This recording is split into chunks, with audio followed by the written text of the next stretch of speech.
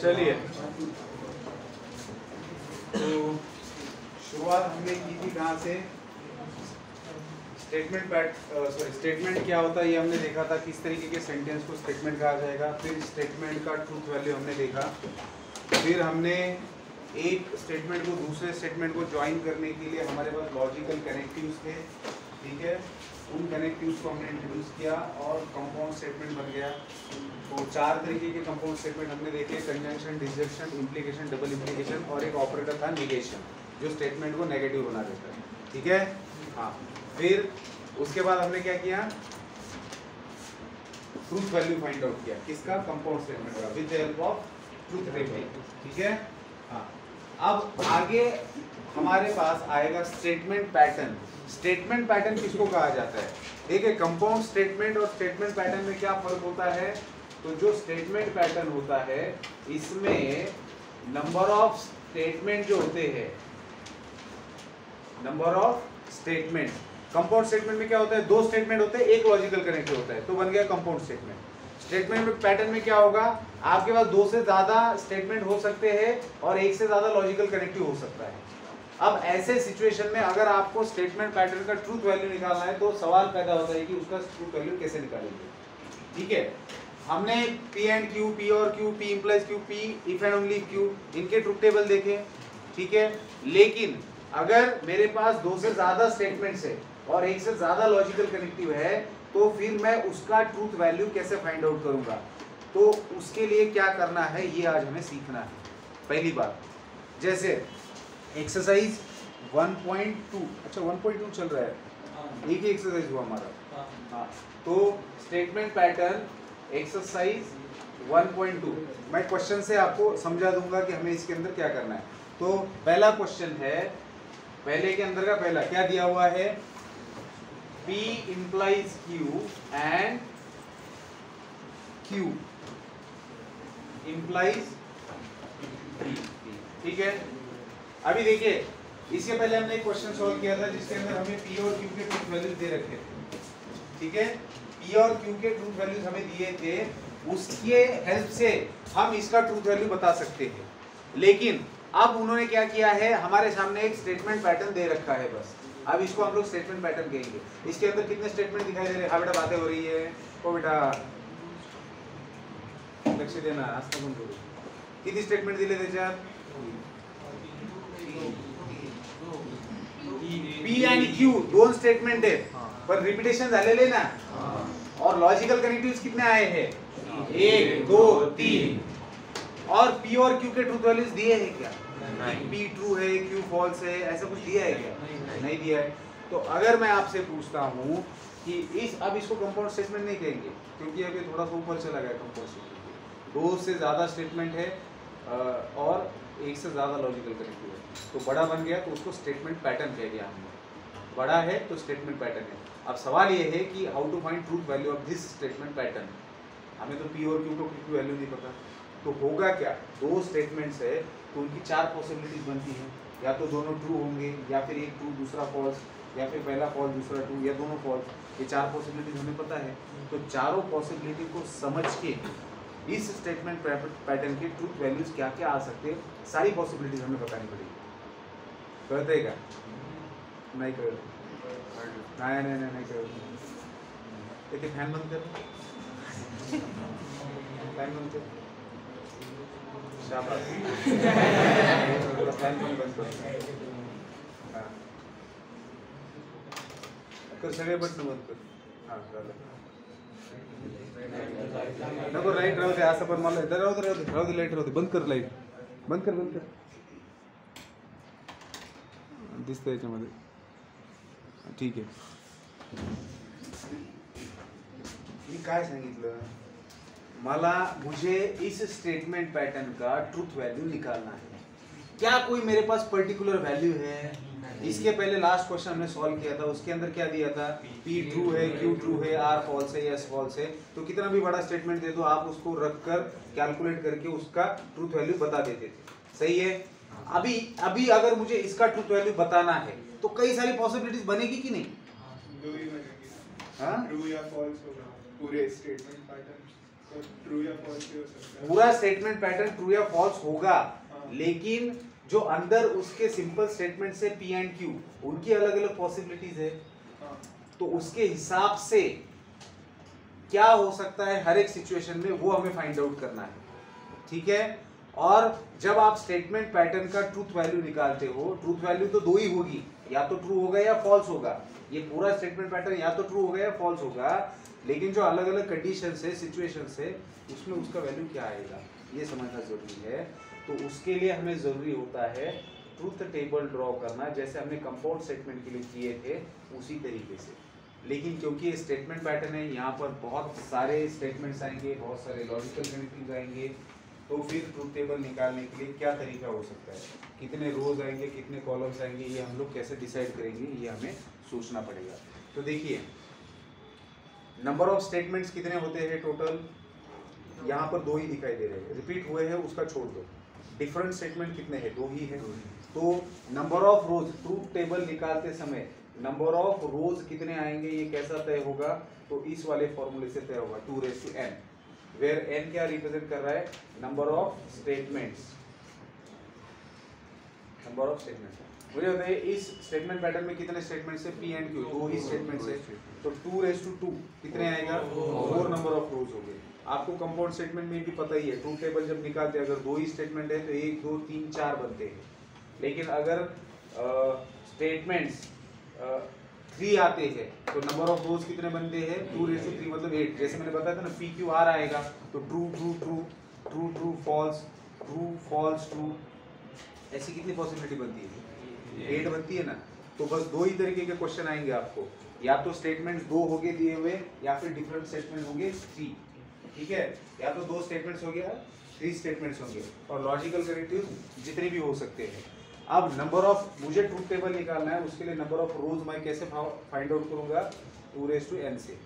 n क्या होगा कि आपके स्टेटमेंट पैटर्न के अंदर कितने स्टेटमेंट दे रखे, यहाँ पर कितने स्टेटमेंट दिखाई दे रहे हैं, तो नंबर ऑफ, अगर मुझे इसका ट्रूथ टेबल निकालना है तो इसके लिए मेरे पास कितने रोज है, 4 रोज है, ठीक है। अभी थोड़ा सा ध्यान दो, अगर कुछ चीज़ें नहीं भी समझ में आ रही है तो 2 3 4 मिनट का वेट करना है, फिर सारी चीज़ें समझ में आ जाएगी, फिर समझेगा कि अच्छा ये बात कर रहे थे क्या।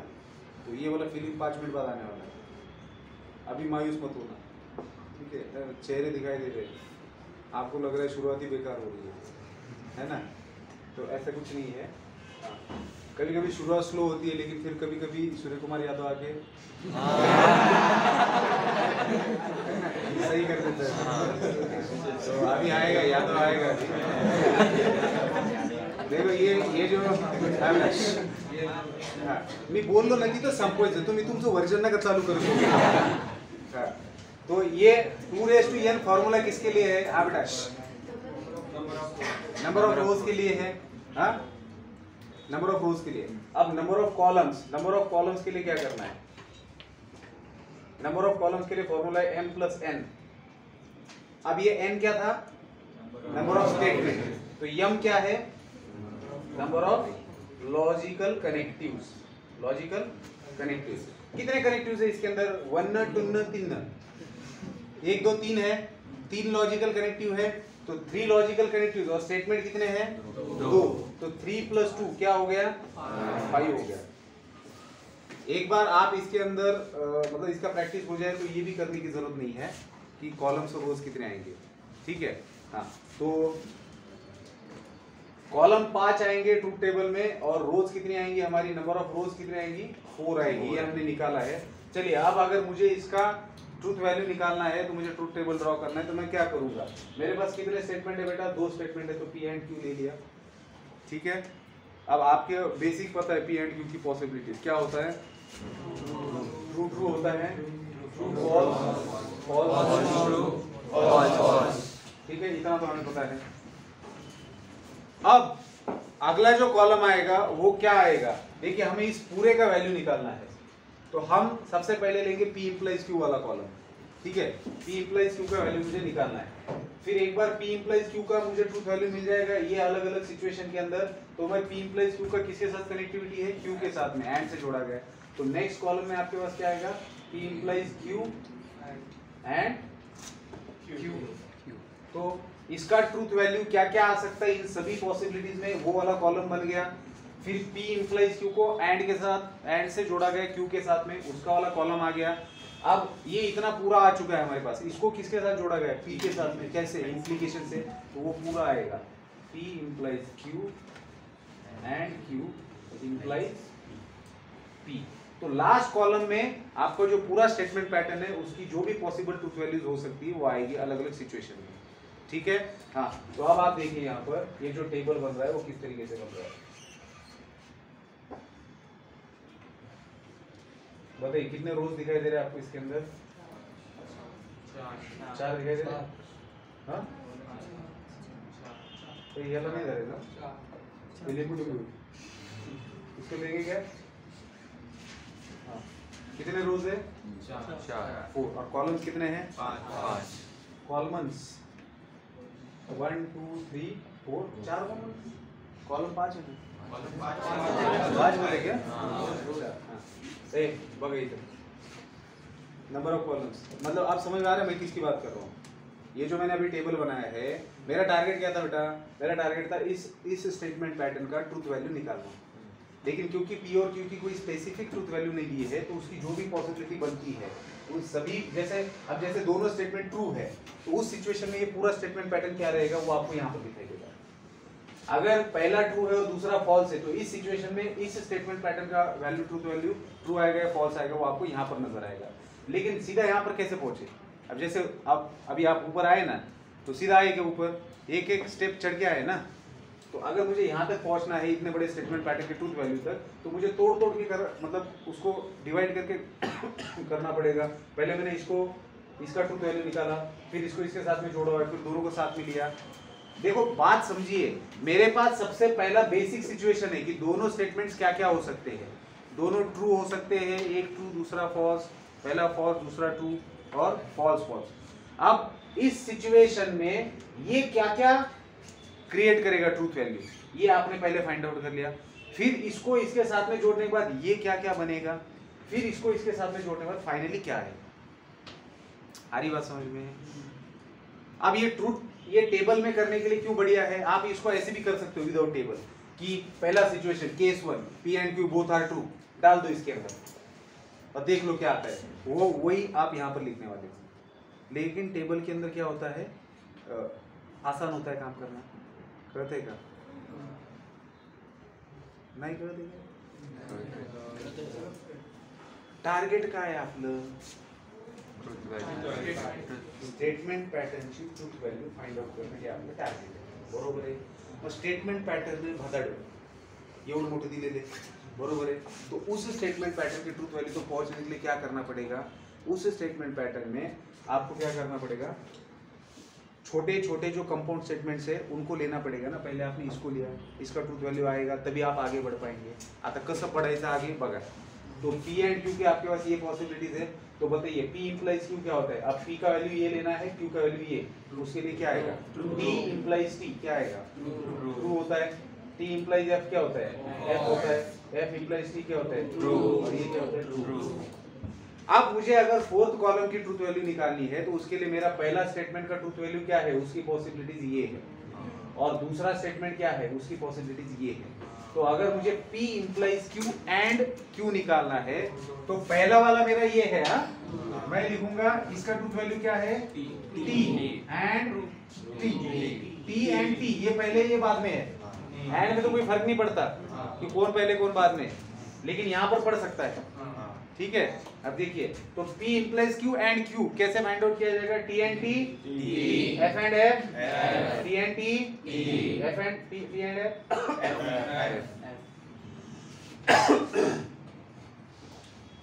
हे किती जणांना नाही कळलं, ईमानदारी ईमानदारी किंवा मरणाची गरीब होईल रे, स्ट्रगल बेटा स्ट्रगल। म्हणजे नुसतं फॅन चालू केलं तर बाकी जनावर रान नाही होईल, त्याच्यामुळे मी फॅन बंद केला। मधले मजेत राहतील, झोप बी काढतील, काही येते हवा पूर्ण याच्यावर, तर जाऊन दे। हा खिडक्या उघडलेत ना, किती जणांना नाही कळलं, फोर्थ मतलब ये या फोर्थ कॉलम पूरा कॉलम ना, हाँ आता लक्षात घ्या. मला एक सांगा, मुझे एक बात होती है, जैसे हमने इसके अंदर किया वैसे हम लोग यहाँ पर कर रहे हैं. बस इसमें समझना क्या है, अब क्योंकि आप कॉलम लिख रहे हो, अब देखो मुझे क्या है, मेरे पास P इम्प्लाइज Q है एंड Q है, मुझे इसको फाइंड आउट करना है. तो P इम्प्लाइज Q की क्या क्या पॉसिबिलिटीज है वो यहाँ पर लिखी हुई है, तो मैं उसको लिख देता हूँ यहाँ पर T F T T, और Q की क्या क्या पॉसिबिलिटीज है T F T F. तो इसके अंदर क्या है, एंड से जोड़ा गया, तो इसका क्या आएगा, ट्रू एंड ट्रू क्या होता है, ट्रू होता है ना. एफ एंड एफ क्या होता है, एफ होता है. ट्रू एंड ट्रू क्या होता है, ट्रू होता है. ट्रू एंड एफ क्या होता है, एफ होता है. समझ में आ रही बात, कहते क्या. चलिए अगर ये समझे तो फिर फिफ्थ वाले कॉलम को बताइए मुझे. अब फिफ्थ वाले कॉलम में क्या है, ये जो स्क्वायर, ये जो स्क्वायर ब्रैकेट दे रखा है आपके पास, उसकी क्या क्या पॉसिबल ट्रूथ वैल्यूज है, ये यहाँ पर है और वो पहले पोजीशन पर है, और दूसरे पोजीशन पर क्या है, P है, ये वाला है. तो मतलब आपके पास क्या है, ट्रू, ये ट्रू इम्प्लाइज P, मतलब इधर वाला देखना है. हे असं बघते ना तुम्हाला, मला तरी झूम मध्ये दिसतं, तुम्हाला व्यवस्थित दिसत असेल. मग T इम्प्लाइज T काय इथे, तुम्हाला समजण्यासाठी लिहू का इथं, नाही T इम्प्लाइज T, याची ही आणि याची ही, असं समजण्यासाठी. तर हे काय येणार आहे, T इम्प्लाइज T काय येतं, T. हा पुढे काय रे याचं, F, F इम्प्लाइज इकडे काय T, हे पण काय येणार आहे T. हे काय T इम्प्लाइज इकडे काय F, इम्प्लाइज F काय F. मग आता हे काय हे काय F इम्प्लाइज F. आता तुम्ही याला मिटू शकता, म्हणजे असं सुरुवातीला कळण्यासाठी. सुरुवातीला कसं चालता येत नाही तर आपण हात धरून चालत असतो, मग पळायला लागलं सोडून देतं हात, असं आहे की नाही. हे कळलं का. हे जे लास्ट कॉलम मधले एंट्रीज असतात ना, त्या असतात truth values of this statement pattern. मग हा स्टेटमेंट पॅटर्न ट्रू कधी कधी असणार आहे ह्या सिच्युएशन मध्ये, हा पूर्ण, आणि फॉल्स कधी असणार आहे, म्हणजे या तीन सिच्युएशन मध्ये ट्रू आहे, एका सिच्युएशन मध्ये फॉल्स आहे. मग ह्याच्या अशा 4 पॉसिबिलिटीज क्रिएट होत होते, जे तुम्ही अशाच पद्धतीने काढू शकता, जे सोपं जातं. कळतंय का. मग हा प्रश्न जर तुम्हाला फेकून मारला बोर्डाच्या पेपर मध्ये तर तो 3 मार्कला तुम्हाला विचारला जातो. कळतंय का. आणि ऑब्जेक्टिव्ह मध्ये विचारायचं असेल तर ह्या स्टेटमेंट पॅटर्नची ट्रूथ व्हॅल्यू सांगा म्हणतात, आणि हे असं दिलेलं असतं T T F T comma करून पहिल्या ऑप्शन मध्ये, दुसऱ्या ऑप्शन मध्ये परत काहीतरी असं T F वगैरे असं काहीतरी. कळतंय का. हा P implies Q पहिले घेतला ना, कारण की क्वेश्चन मध्ये गिवन होता. समजा आधी P implies आणि ब्रॅकेट मध्ये बरंचसं काहीतरी दिलेलं असतं, तर काय करायचं. येतील ना मोठे मोठे स्टेटमेंट पॅटर्न पण येतील. साधारणतः आपली सुरुवात कशी असती, आपण सुरुवात, हे बघा तुम्ही बोर्ड मास वाला रूल बघितलेला लहानपणी, उसमें क्या होता है, एक ऑर्डर होता है सॉल्व करने के लिए कि कौन से ऑपरेशन को पहले लिया जाए, ताकि पूरे दुनिया में अगर उस तरीके का एग्जाम्पल लोग सॉल्व करें तो सबका आंसर सेम आ जाए, नहीं तो कोई कहीं करे. कहते क्या, तो एक रूल बना दिया है. तो ज्यादातर स्टेटमेंट पैटर्न बहुत बड़े बड़े स्टेटमेंट पैटर्न्स होते हैं. तो उस स्टेटमेंट, जैसे अभी मान लो इसी के अंदर ये जो ब्रैकेट है, इसी में अगर आपको 4 ब्रैकेट दे रखे हैं, ठीक है ना, तो होता क्या है, अब कई बार ऐसा होता है कि एसोसिएशन लॉ होता है, जैसे एंड और जो होते हैं वो एसोसिएशन को फॉलो करते हैं. जैसे मान लो कि P and Q and R दिया है, ठीक है, तो इसमें आप लोग जाऊ दे ना, मी आता क्वेश्चन घ्यायचेच आहे त्याच्यातच सांगतो. उगत एनर्जी, कारण पुढे भरपूर क्वेश्चन करायचे हैं ना, तो उसमें सारी आ जाएगी पॉसिबिलिटी. लेकिन आपने बिल्कुल सही पूछा. अभी बड़े स्टेटमेंट पैटर्न आएंगे तो उसमें आपको समझ में आएगा कि किस तरीके से करना है. अभी ये समझ में आया सबको, ठीक है. याला लिहिणार का तुम्ही, लिहा बरं, झालं का, लिहा पण.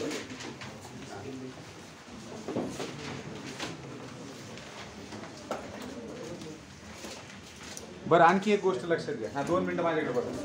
हा 2 मिनिटं. हा बघा इकडे. हा बघा. अब अब इसके अंदर एक और सवाल पूछा जाता है कि स्टेटमेंट पैटर्न देंगे, उसका ट्रूथ टेबल निकालिए और बताइए कि वो स्टेटमेंट पैटर्न टॉटोलॉजी है या कॉन्ट्राडिक्शन है या कॉन्टिजेंसी है. क्या पूछेंगे कि दिया गया स्टेटमेंट पैटर्न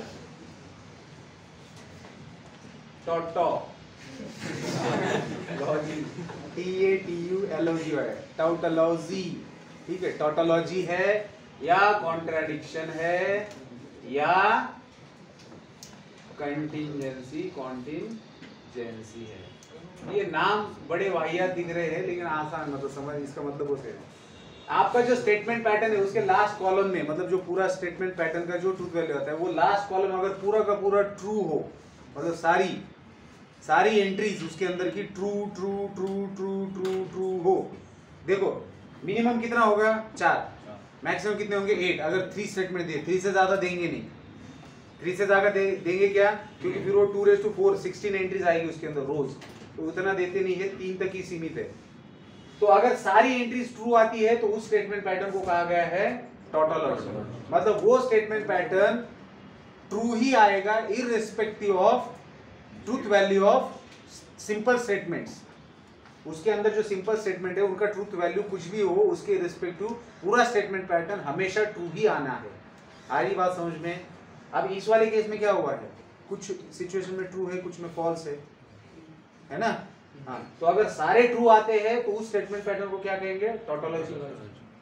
अगर सारे फॉल्स आते हैं तो उसको कहेंगे कॉन्ट्राडिक्शन। और अगर कुछ ट्रू कुछ फॉल्स तो कॉन्टिन्यूएशन। अब कुछ ट्रू कुछ फॉल्स में क्या है, मतलब 3 ट्रू है और 1 फॉल्स आहे, तर असं नाही म्हणायचं जाऊ दे एकच तरी मग याला टॉटोलॉजी म्हणू बाबा, असं नाही। म्हणजे अर्धे कुठे आहे बाबा कॉन्टिन्युअसली म्हणाल, तसं नाही। ते पॅटर्न बिघडलं म्हणजे एक तर सगळे ट्रू नाही तर सगळे फॉल्स, मध्ये एक जरी घाण केली तर विषय संपला, कळतंय का? म्हणजे सगळे फॉल्स आहेत मध्ये कुठेतरी एकदम ट्रू आलेले, तरी पण ते काय होणार, फिर भी वो कॉन्टिन्युअसली कहा जाएगा। आ रही बात समझ में? ठीक है, हाँ ये तू कळतंय का? तसं येडून बघतो नको माझ्याकडे, म्हणजे कळत असेल का असं, तसं संशयित नजर पाहिलं मला वाटतं कळत नाही का किंवा समजतंय ना।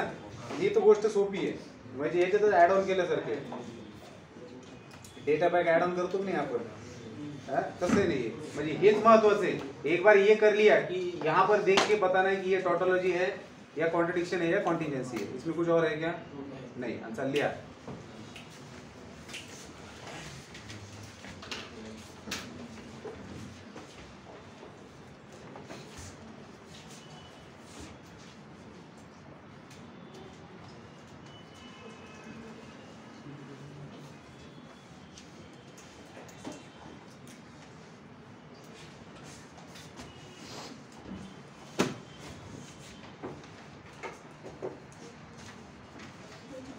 हाँ बोल ना, पहले वेंचर बसून बोलायच नहीं।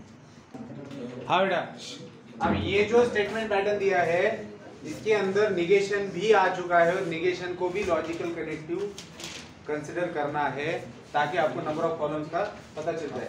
ते जे तुम्ही प्रश्न विचारला होता ना, तुम्ही जे म्हणले होते ना, त्याच्यामध्ये जर समजा तुमचं काहीतरी घेण्यामध्ये चुकलं तर ते तुम्हाला करेक्शन करण्यासाठी हे आवश्यक आहे। याच्यामध्ये महत्त्वाचं काय असतं, इसके अंदर इंपॉर्टेंट होता है नंबर ऑफ कॉलम्स। अगर आपको वहाँ पे अगर समझा नहीं कि आप लोग अगर कुछ गलत कर रहे हो तो नंबर ऑफ कॉलम्स आपके रिड्यूस हो सकते हैं। तो यहाँ आपको समझ में आता है कि यार उतने कॉलम्स तो आने चाहिए, तभी आप स्टेप बाय स्टेप गए ना। ठीक है, एक तो वो होता है। हाँ चलिए, अब यहाँ पर देखते कितने स्टेटमेंट्स है मेरे पास, दो स्टेटमेंट। तो पी क्यू ये सेम रहेगा। ठीक है, अब कितने लॉजिकल कनेक्टिव है, 1 2 3 4, तो 4 लॉजिकल कनेक्टिव और 2 स्टेटमेंट, मतलब नंबर ऑफ कॉलम्स कितने बनेंगे, 6। तो एक और कॉलम बढ़ेगा, मैं इनको हटा देता हूँ। ठीक है, इसको हटा दिया, इनको भी हटाएंगे।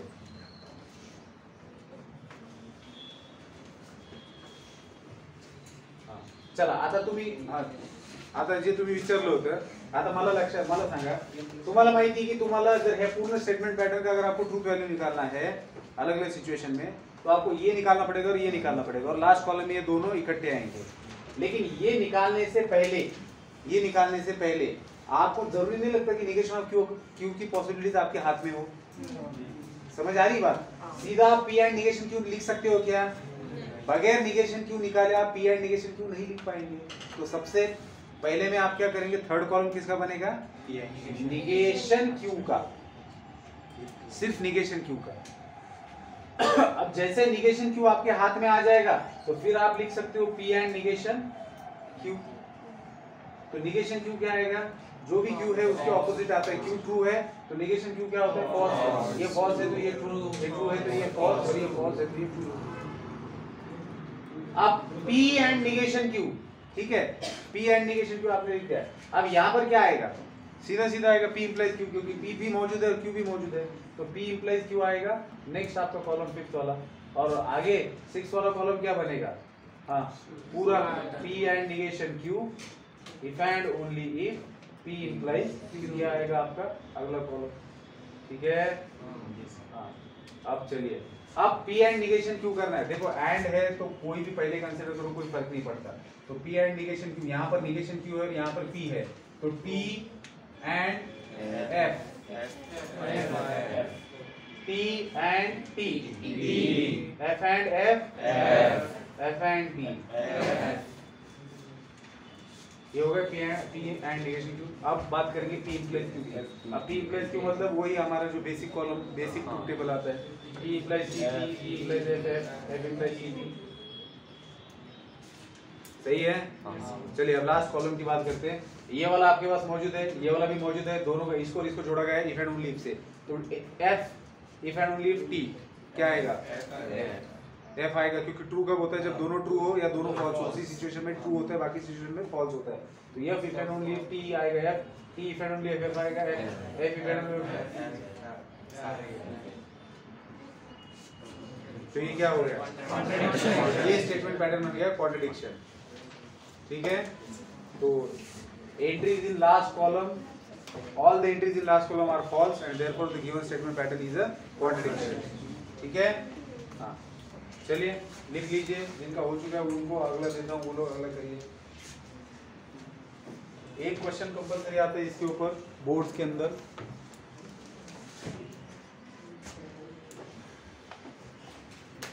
नंबर 3।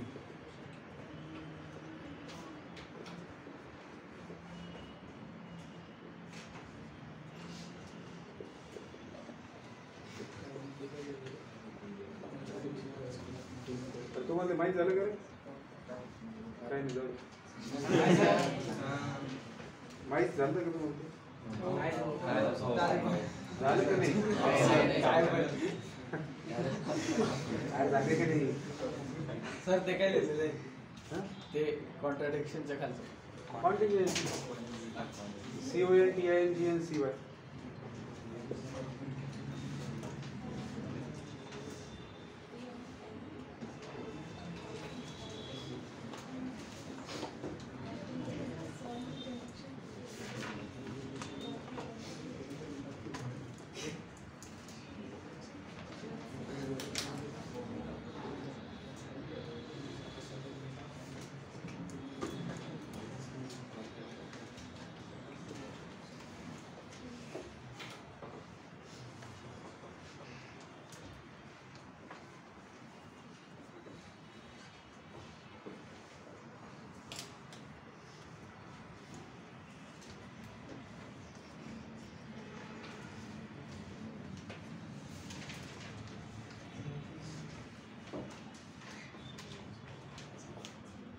जाऊ दे, कळलं नंतर मग,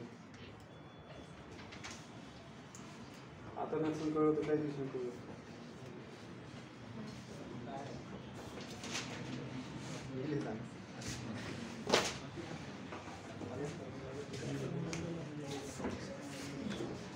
काय नाही रे, उगा असं म्हणत असतो, परेशान करायला सांगतो, उगा असं म्हणायचं, समोरचा विचार करत बसतोय,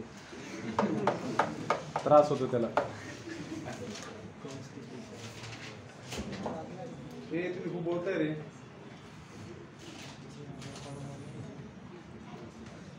झालंय का, तसं पाहून लिहू नका तुम्ही, बरं का, तुम्ही स्वतः लिहा, म्हणजे कसं आहे तुमची प्रॅक्टिस पण होऊ जाईल, तुम्हाला समजेल। आणि जे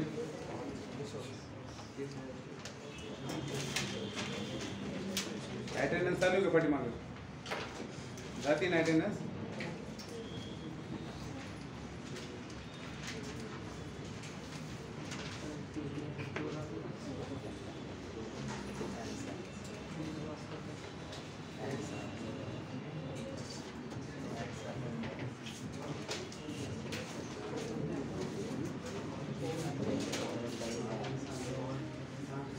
नवीन सर के संडे मंडे क्लास घेताय का सध्या?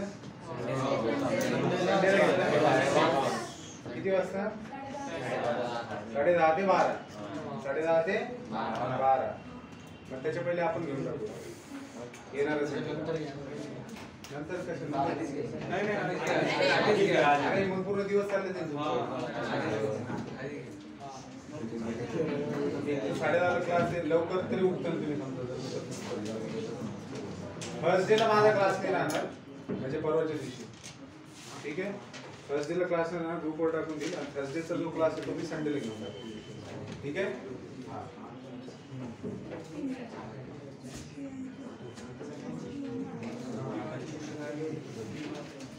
झाले चला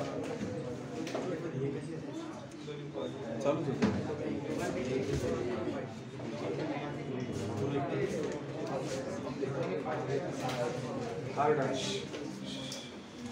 मुझे बताइए अब ये जो थर्ड वाला स्टेटमेंट पैटर्न दिखाई दे रहा है, हाँ बेटा, ये जो थर्ड वाला स्टेटमेंट पैटर्न दिखाई दे रहा है इसके अंदर कितने स्टेटमेंट है? थर्ड वाले में कितने स्टेटमेंट है? 2 पी भी है, क्यू भी है और आर भी है. ये आर है, आर ऐसे होता है. आप मुझे बताइए अगर आपके पास 3 स्टेटमेंट आते हैं तो नंबर ऑफ रोज कितने बनेंगे? 2⁵ मतलब 8 नंबर ऑफ रोज आने हैं. ठीक है, अब अगर 8 नंबर ऑफ रोज आएंगे सबसे पहले तो 3 स्टेटमेंट्स रहेंगे आपके पास पी क्यू एंड आर. ठीक है, तो इनकी जो पॉसिबिलिटीज होती है उसी को 8 नंबर ऑफ रोज कहा जाता है. पहला सबसे पहला टी टी टी, ये पहला रो हो गया. दूसरा रो कैसा लिखते हैं? तीसरा रो कैसे लिखते हैं? D F P. F left में चलता जाता है.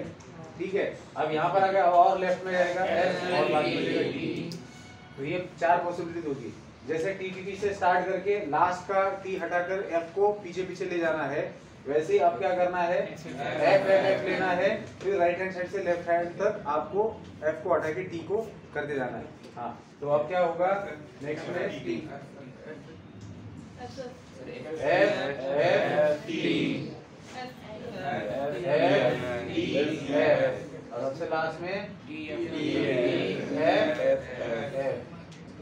ठीक है, तो ये आपके 8 रोज है. दिखाई दे रहे? 8 रोज. 1 2 3 4 5 6 7 8 रोज आ गए. तो इस स्टेटमेंट पैटर्न में क्योंकि 3 स्टेटमेंट्स थे तो नंबर ऑफ रोज कितना है? 8. और इससे ज्यादा स्टेटमेंट्स होंगे नहीं क्योंकि फिर 16 वाला बहुत ही गंदा हो जाएगा फिर. ठीक है, तो हमें सिर्फ रेस्ट्रिक्शन कर रखा है 3 स्टेटमेंट से. हाँ, लॉजिकल कनेक्टिव जो मर्जी दे सकते, 4 हो सकते, 5 हो सकते. ठीक है. हाँ, अब इस वाले में लॉजिकल कनेक्टिव कितने बेटा? 1 2 3. तो 3 लॉजिकल कनेक्टिव्स एंड 3 स्टेटमेंट. तो नंबर ऑफ कॉलम्स कितने बनेंगे? 6 में से 3 कॉलम तो ऑलरेडी आपके सामने 1 2 3, तो बस और 3 कॉलम्स बनने हैं. ठीक है, ये 1 2 एंड थर्ड कॉलम. अब आप मुझे बताइए, ये बहुत क्लियर कट है. पहले पी एंड क्यू निकालना है, फिर क्यू और आर का कॉलम निकालेंगे और फिर दोनों का निकालेंगे. तो पी एंड क्यू का आएगा अभी कॉलम, जो फोर्थ वाला रहेगा पी एंड क्यू. बेटा फोर्थ वाला क्या है? P and Q. तो पी है और क्यू है, तो पी एंड क्यू बताइए. P and T, P and T, T and F, F and T.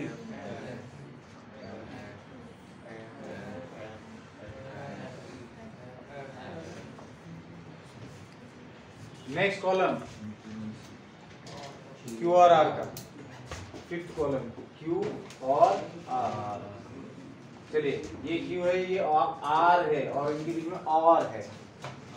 ठीक है, तो क्यू और आर, क्यू और आर. ठीक है, तो टी और टी,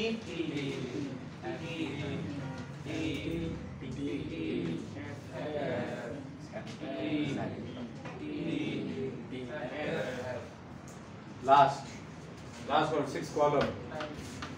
6 कॉलम. इन दोनों को ज्वाइन कर दिया है, पी एंड क्यू को ज्वाइन किया है और क्यू और आर को इफ एंड ओनली इफ से. ठीक है, बस.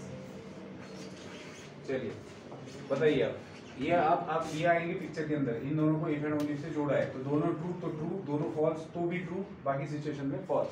तो T if and only T, यहाँ पर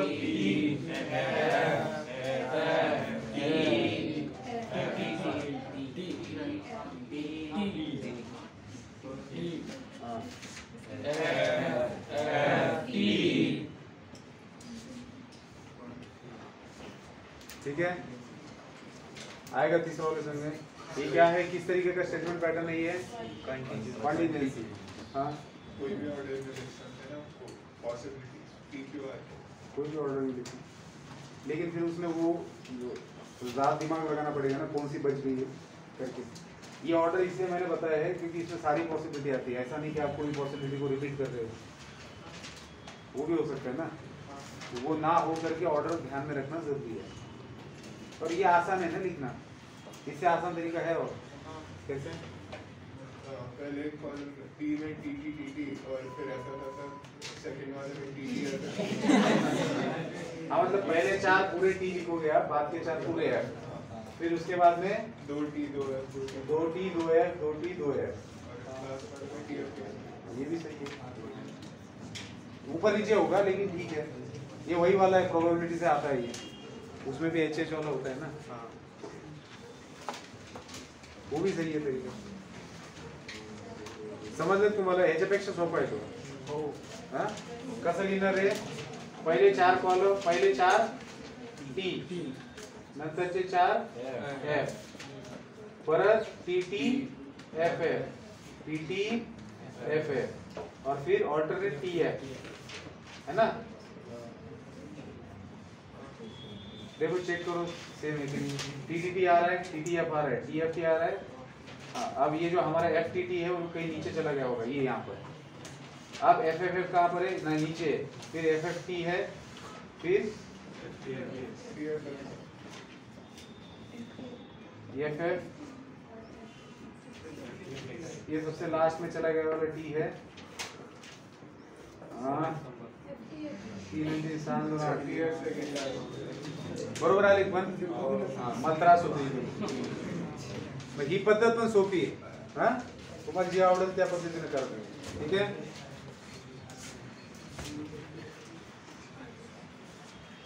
चला, झालंय का? हा, हो म्हणा, चला पुढे। हा, इकडे बघा। हा, हाय बदली। हा, झालं का?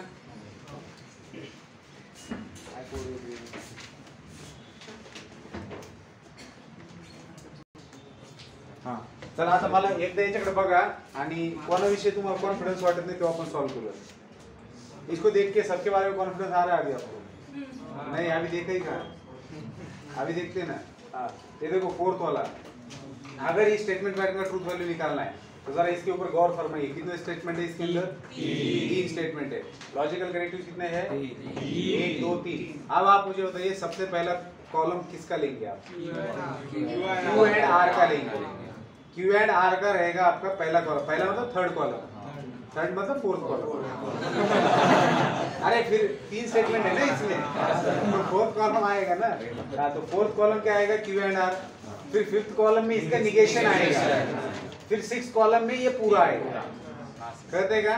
बट लिखते समय ये भाई साहब कि पीछे ये है, नाही हे बरोबर आहे, पीछे लिहायचं, हे म्हणजे सोपं आहे। पण कळलं तुम्हाला? हे तुम्ही करणार का? हा, चला पुढे।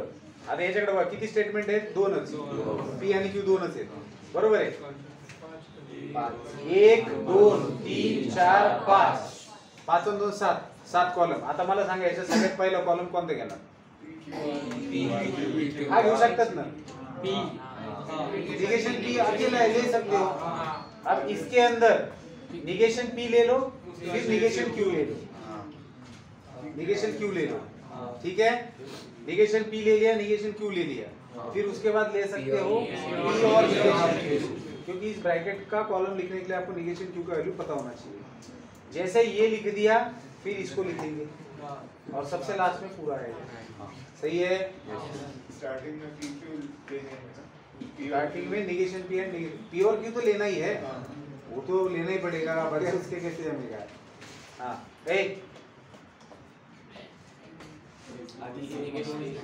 दो स्टेटमेंट लॉजिकल नो 1 ना 2 ना 3 ना 4 ना 5 ना 6 7 तो बाबा सात आले.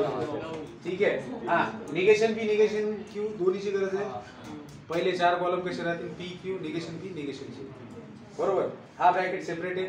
लगेच ब्रॅकेट घेऊन टाका. हा column negation P implies negation Q. त्याच्यानंतर negation Q implies negation Q. चालतंय. ठीक आहे. आणि मग पूर्ण येईल करता. हा चला पुढे चला. हा बघा दोन स्टेटमेंट आहेत. हा दोन स्टेटमेंट झाल्यानंतर निगेशन पी करून टाका. त्याच्यानंतर हा घ्या. त्याच्यानंतर ह्यांना घ्या. त्याच्यानंतर पूर्ण घ्या. येईल करता.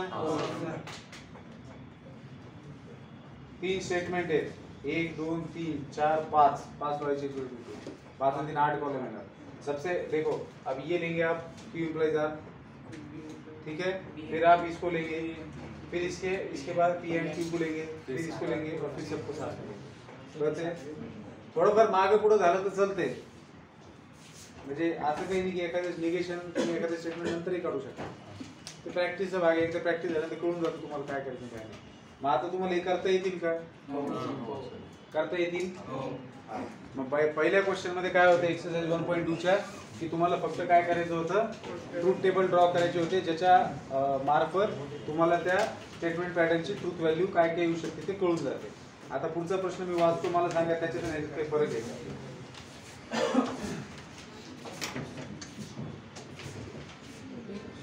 क्वेश्चन नंबर 2 बोलो.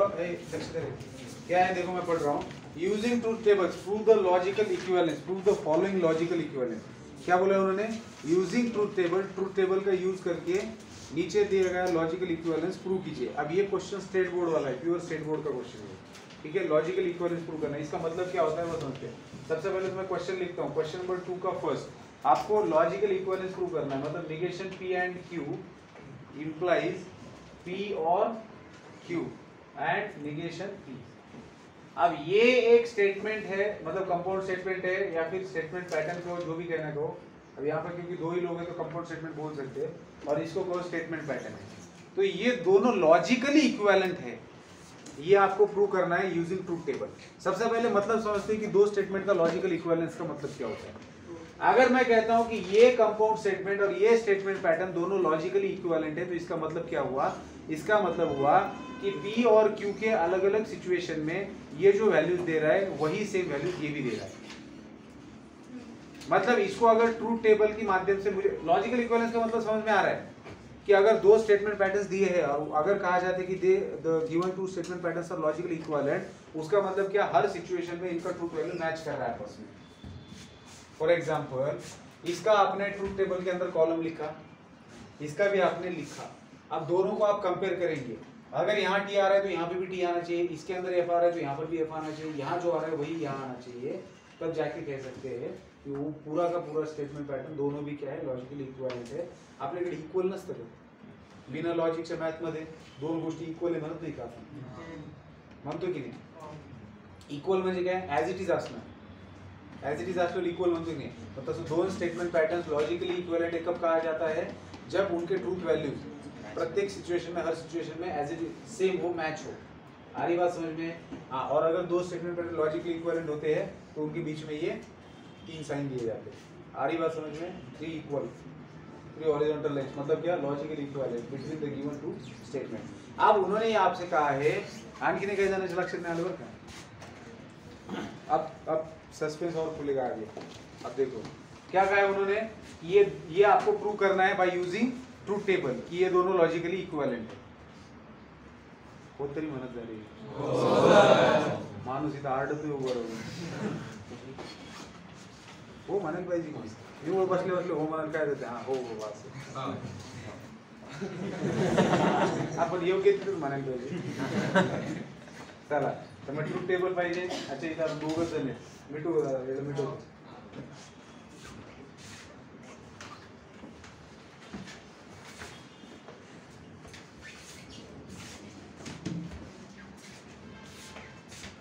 P Q फिर तो बस negation P, negation P and Q, ये लेफ्ट हैंड साइड वाले का काम निपटा दिया हमने। अब राइट हैंड साइड वाले के लिए हमें क्या करना पड़ेगा, पहले तो P और Q लेते हैं, फिर निगेशन P लेते हैं और फिर इन दोनों का साथ है एंड से जोड़ा गया। हाँ सर निगेशन P डबल होता है। अच्छा निगेशन P लिया हुआ है, हाँ तो फिर कोई जरूरत नहीं है, हो गया फिर एक बार लिया था। अब क्या करना है आपको, इनको नंबर दे देंगे 1 2 3 4 5 6, ठीक है। हाँ अब P P F F T F F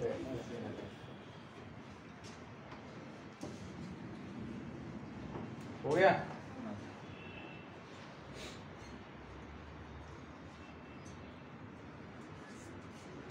चलिए निगेशन P बताइए।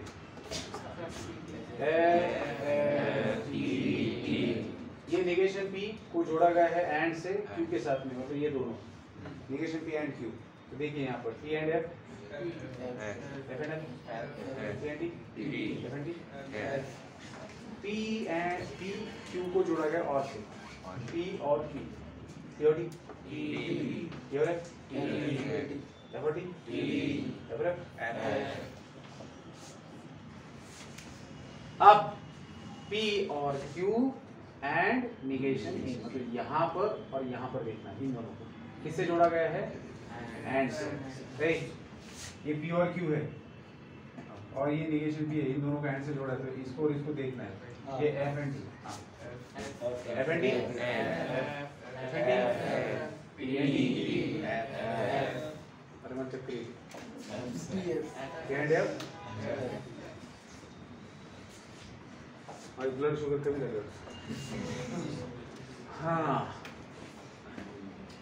अब लॉजिकल इक्विवेलेंस चेक करना है, तो all the entries in fourth column, क्योंकि LHS क्या है यहाँ पर, निगेशन P एंड Q है ना, तो all the entries in the fourth column and all the entries in the sixth column क्या रोज टू रोज मैच हो रही है, मतलब इसकी पहले रो की एंट्री यहाँ की F है, यहाँ की F है, ये F है और ये भी F है, ये T है, ये T है, ये F है, ये F है, ये मैच हो रहा है कि नहीं।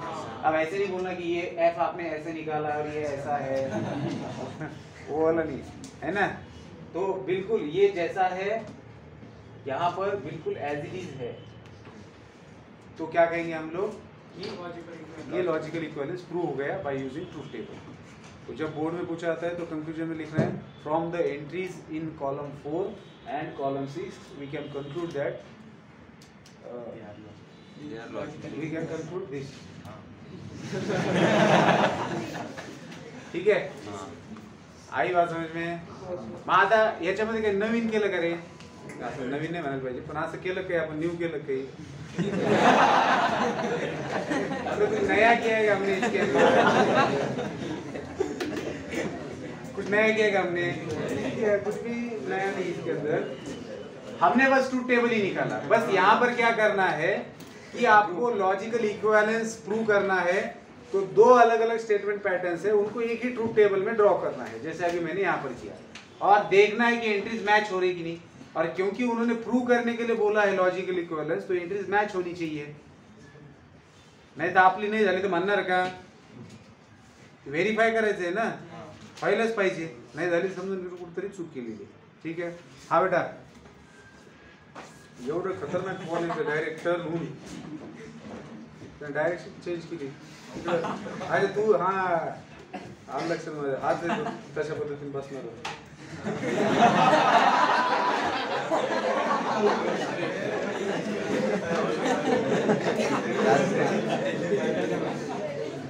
म्हणजे डायरेक्ट या डायरेक्शनला इथं बसायला पहिले पुढे बसायला, तिकडे एकदम बसत तसं हे जाऊ दे ना।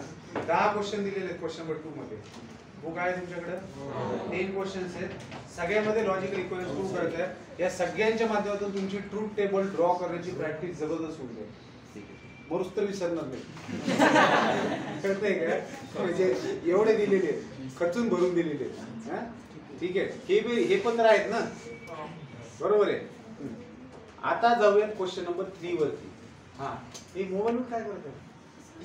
हा ठीक आहे. Question number 3, examine whether each of the following statement patterns is tautology or contradiction और कॉन्टिजेंसी. काय करायचंय रे? एक्झामाइन करायचंय की वेदर म्हणजे हवामान, weather each of the following statement म्हणजे खाली दिलेले जेवढे स्टेटमेंट आहेत ते ट्रूथ टेबलच्या आधाराने तुम्हाला सांगायचे कि वो टोटोलॉजी है, कॉन्ट्रडिक्शन है, कॉन्टिजेंसी. मतलब क्या है? आगे ट्रूथ टेबल निकालना है. बस इस समय करना क्या है कि ट्रूथ टेबल निकालेंगे दिए गए स्टेटमेंट पैटर्न के लिए, तो लास्ट के कॉलम में एंट्रीज क्या आ रही है उसको देख के बताना है कि टोटोलॉजी है या कॉन्ट्रडिक्शन है, कॉन्टिजेंसी है. मतलब तीनों सवाल जो है वो एक ही बेस पर आधारित है. उनका बेस एक ही है कि ट्रूथ टेबल ड्रॉ करना आना चाहिए. एक बार ट्रूथ टेबल ड्रॉ करना आ गया तो आप लॉजिकल इक्विवेलेंस बता सकते हो और बता सकते हो कि वो स्टेटमेंट पैटर्न टोटोलॉजी है, कॉन्ट्रडिक्शन है, कॉन्टिजेंसी है. ठीक है, तो जो क्वेश्चन नंबर 3 है उसके अंदर भी आपको 10 क्वेश्चन दिए हैं. हे पण तुम्ही सॉल्व करा.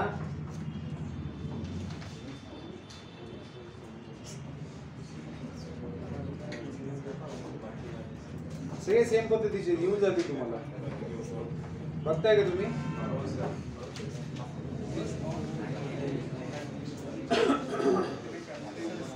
बरं मिसलेनियसचा काय सीन आहे? तुम्ही सॉल्व करताय का मिसलेनियस? करा, त्याच्यामध्ये चांगले क्वेश्चन्स असतात, व्हेरिएशन तिथेच बघायला भेटतील. हे खूप मोठं काम आहे बरं का तुम्हाला. जवळपास 30 क्वेश्चन आहे ते करण्यासाठी तुम्हाला. लक्षात येते का?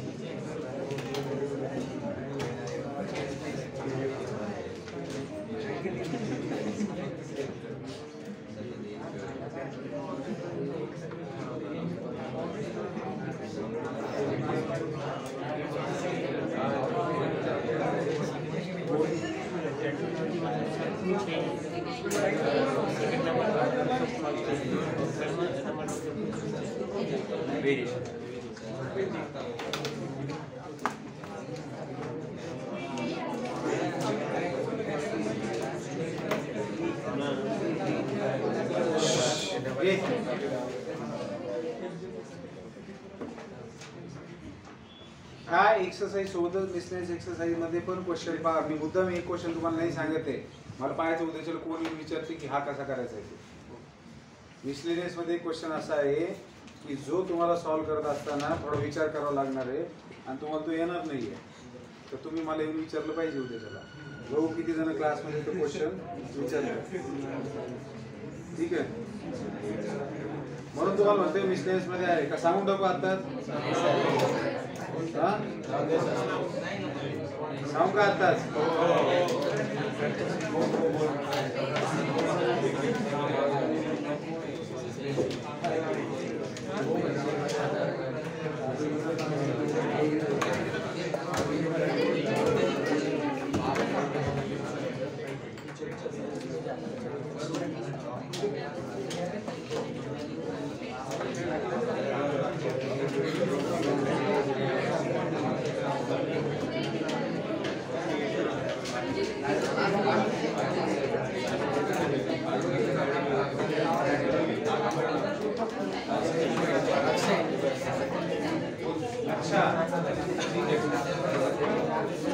चलिए अभी 2 मिनट के लिए शांत बैठेंगे सब लोग.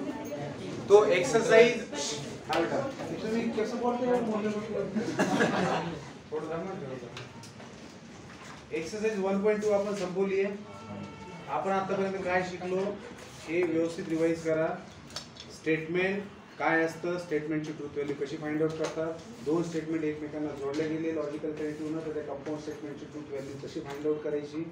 त्यानंतर आपण बघितलं की स्टेटमेंट पॅटर्न काय असतं, स्टेटमेंट पॅटर्नची ट्रूथ व्हॅल्यू काढण्यासाठी ट्रूथ टेबल ड्रॉ कसा करायचा.